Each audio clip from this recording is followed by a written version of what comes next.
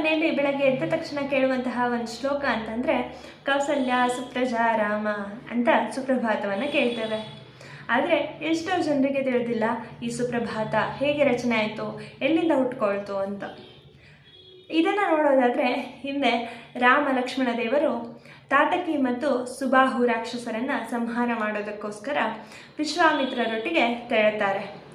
ದಾರಿಯ ಮಧ್ಯದಲ್ಲೇ ಕತ್ತಲಾಗಿ ಬಿಡುತ್ತೆ. ಅದರಿಂದ ಅಲ್ಲೇ ಮಲಗಿಕೊಳ್ಳುವಂತಹ ವ್ಯವಸ್ಥೆಯನ್ನು ಮಾಡಿ ಮಲಗಿಕೊಳ್ತಾರೆ.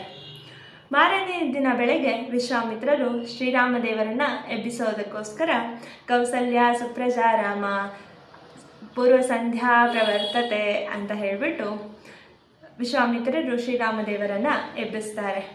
ಇಲ್ಲಿಂದಲೇ ಈ ಒಂದು ಸುಪ್ರಭಾತ ಹುಟ್ಟಿಕೊಳ್ಳುತ್ತೆ. ಈ ಒಂದು ವಿಷಯವನ್ನು ನಾನು ನನ್ನ ಗುರುಗಳಿಂದ ತಿಳಿದುಕೊಂಡೆ. ಹಾಗೆ ಈ ಮಾಹಿತಿ ನಿಮಗೂ ಕೂಡ ಇಷ್ಟ ಆದರೆ ಬೇರೆಯವರೊಂದಿಗೆ ಹಂಚಿಕೊಳ್ಳಿ. ನಮಸ್ತೆ.